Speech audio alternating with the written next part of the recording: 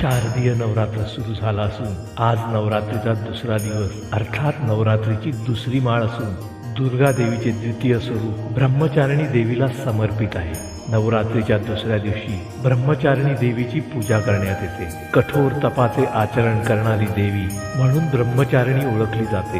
ब्रह्मचारिणी देवीच्या उजव्या हातात माळ आणि डाव्या हातात कमंडलू आहे. ब्रह्मचारिणी देवीच्या पूजनाने मनुष्याला भक्ती आणि सिद्धी दोन्हीची प्राप्ती होऊ शकते.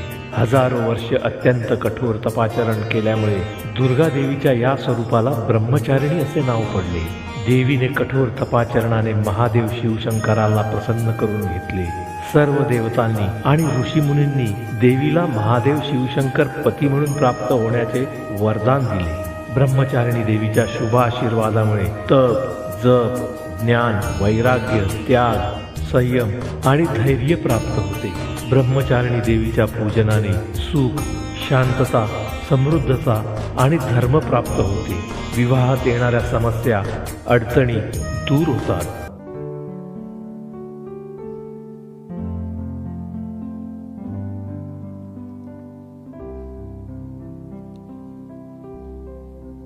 दधाना करपद्माभ्याम् अक्षमाला कमण्डलो देवी प्रसीदतु मयि ब्रह्मचारिणी